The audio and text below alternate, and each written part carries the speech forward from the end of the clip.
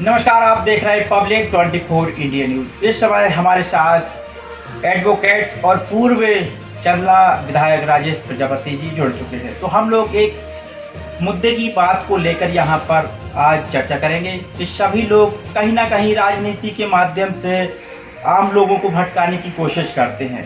यानी कि जो नेताओं का सही मुद्दा होना चाहिए, गरीबी को दूर करना, या फिर जो व्यक्ति मतलब फ्री बोले तो बेरोजगार है, बेरोजगारी से कहीं ना कहीं लोग चर्चा ही नहीं करते। तो हमारे साथ पूर्व विधायक जुड़ चुके हैं। हम इनसे जानने की कोशिश करते हैं कि सच्चे मायनों में राजनीति की आखिर परिभाषा क्या है। तो सबसे पहले हमारे चैनल पर आपका स्वागत है। बहुत बहुत धन्यवाद। तो सच्चे मायनों में राजनीति को आप किस प्रकार से देखते हैं? राजनीति क्या है? सेवा के लिए एक जरिया है। बिल्कुल। और हमें सेवा के लिए, जनता की सेवा के लिए चुना जाता है जनता के द्वारा।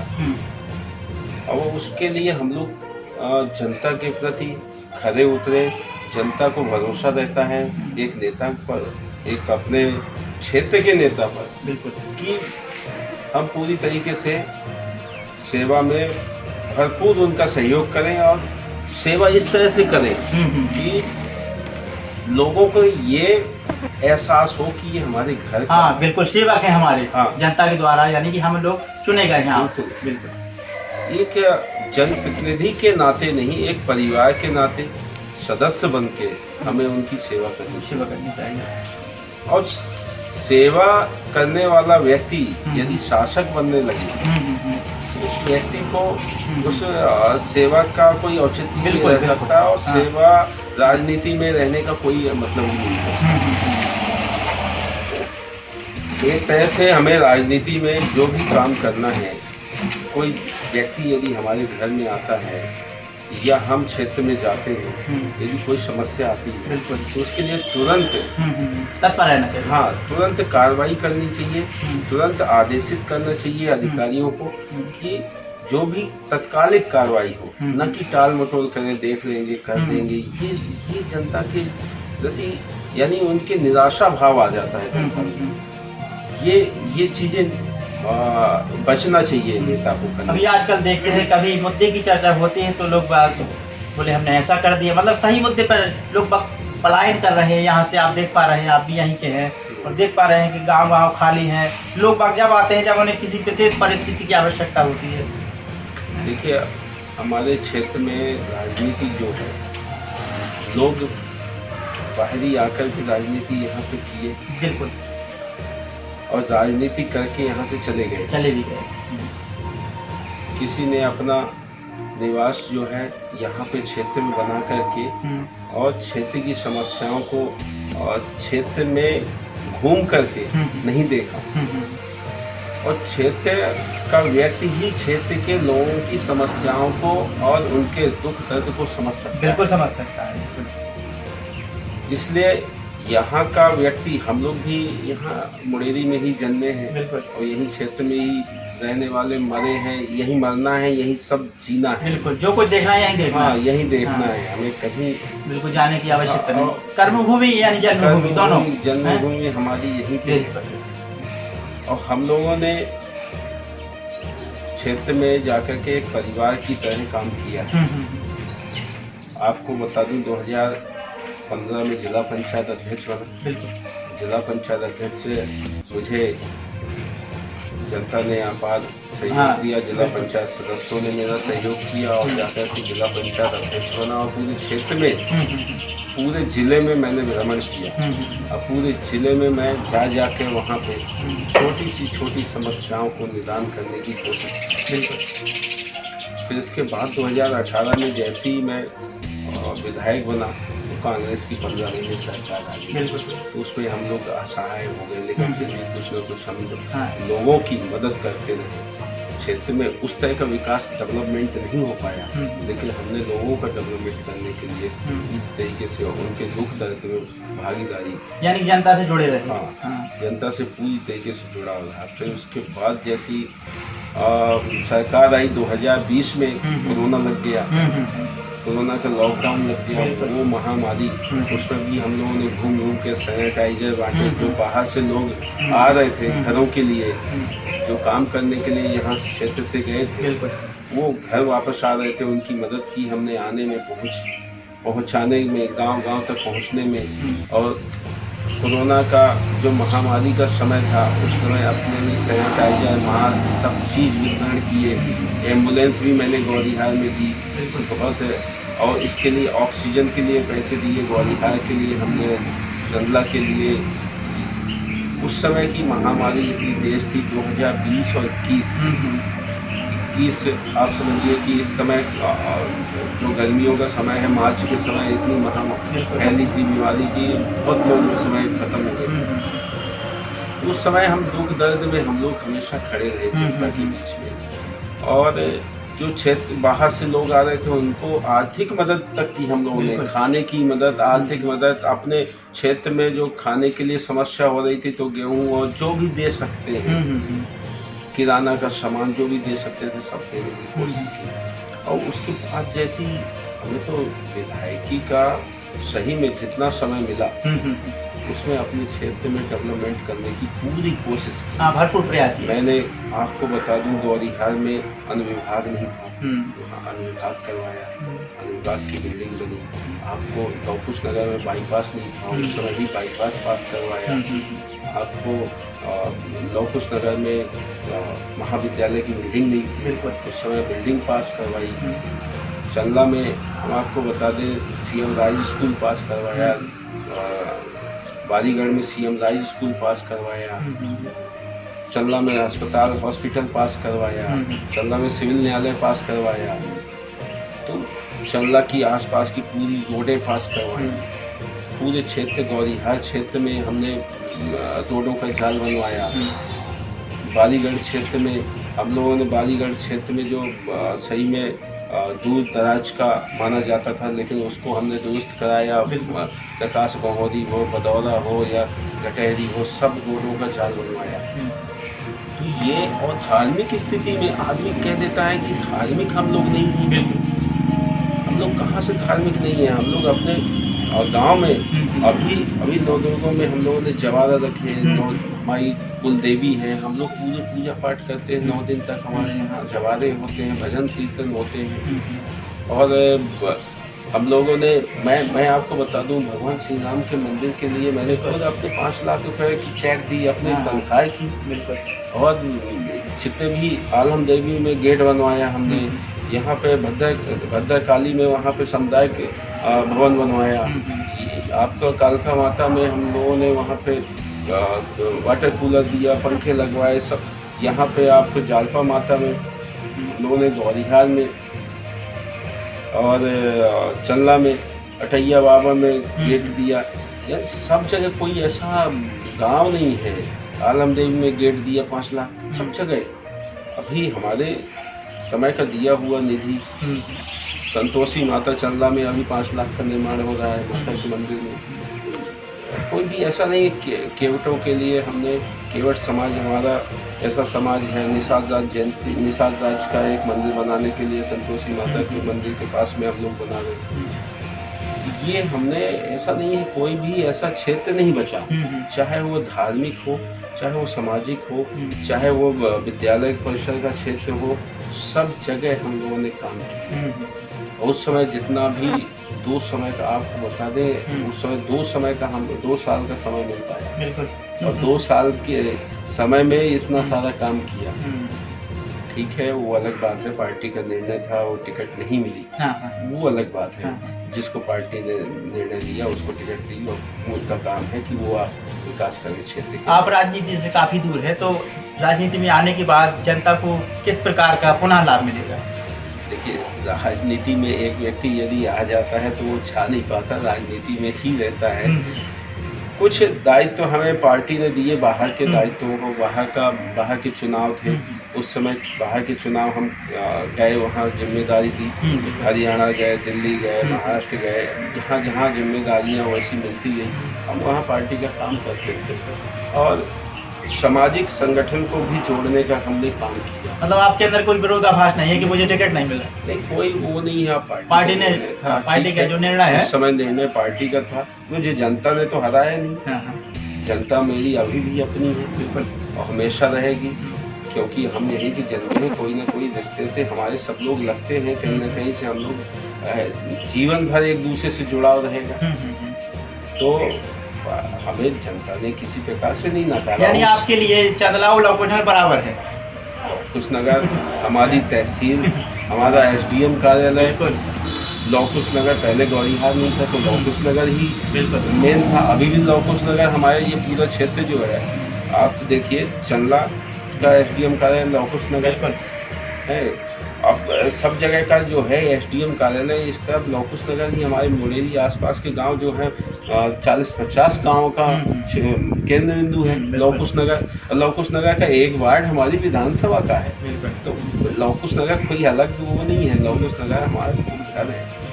और मैं आपको बता दूं कि उस समय 2018 में ये परिस्थिति थी कि भारतीय जनता पार्टी से मैं अकेले जीत के आया। बिल्कुल, भारतीय जनता पार्टी से पूरी 6 विधानसभाओं में मुझे जनता ने आभार बहुमत दिया, जीत के गया और उसको उनके इरादों में, वादों में और सभी में अपने उसमें खड़े होगा, लोगों ने सराहा और आगे भी सराहेंगे। इस तरह के जो भी लोग 2, 4, 6 लोग इस तरह का केंद्र बिंदु बनाए हुए हैं कि वो राजेश प्रजापति ऐसे थे, वैसे थे। आम जनता से पूछा जाए, गरीब को के दिल में जाके पूछा जाए कि राजेश प्रजापति कौन थे, तो आज वो हृदय में बसे हैं, हृदय में थे। मैंने कई जगह देखा है, बेटा नहीं सेवक समझो, कुर्सियों में और टैंकरों में, कई टैंकर आपके कार्यकाल में निकले हैं पानी के।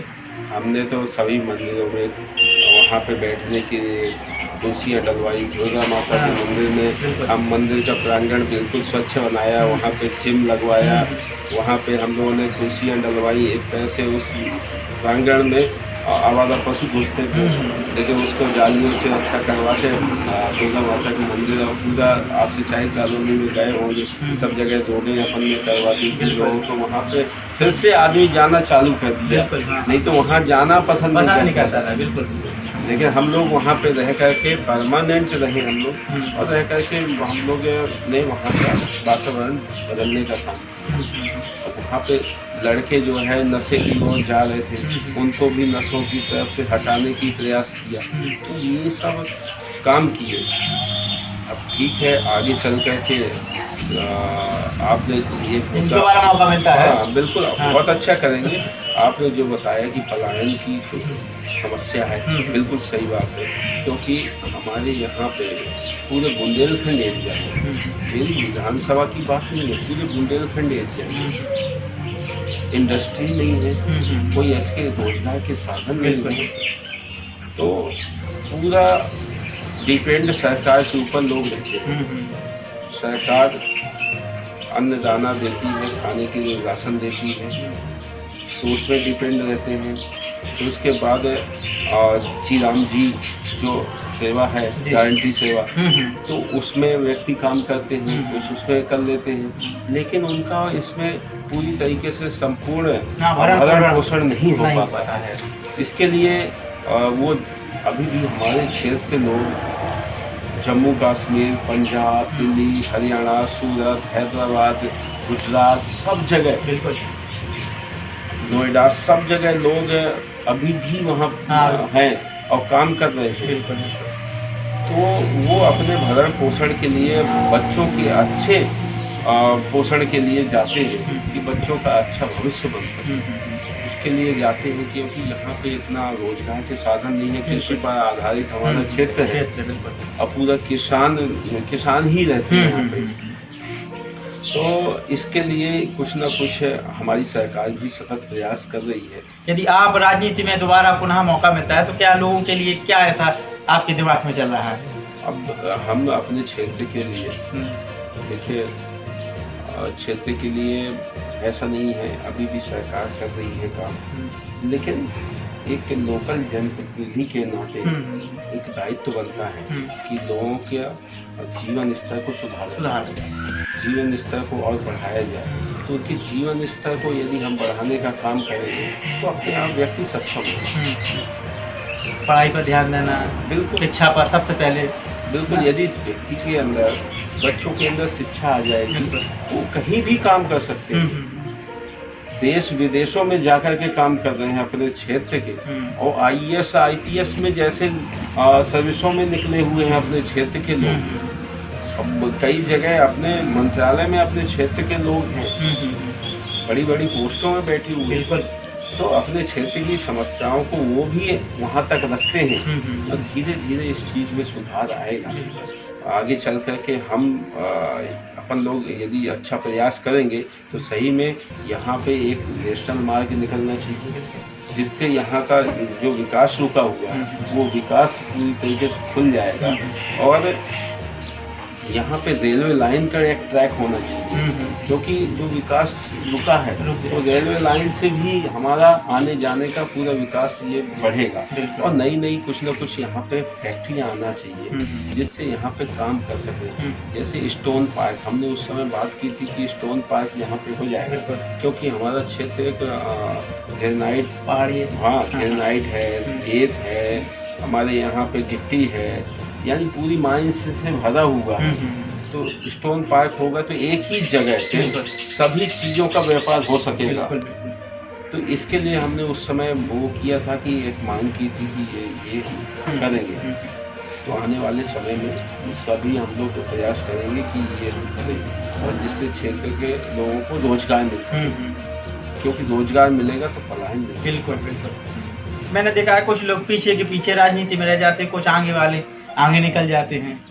देखिए कुछ ऐसा है, देखिए एक तो व्यक्ति की सोच का, एक व्यक्ति की शिक्षा का, बिल्कुल, एक व्यक्ति का अनुभव, तीनों का समावेश होना चाहिए, तब जाके एक अच्छा राजनीति। क्योंकि हर कंडीशन में ये तीनों चीज़ों, चारों चीज़ों की आवश्यकता। जैसे आपकी ग्रेजुएशन बहुत अच्छी रही, बहुत से लोगों को पता नहीं है, तो आप मतलब विधायक के साथ साथ अच्छे एडवोकेट, यानी कि मैंने सुना था 1 नंबर से आप चूक गए।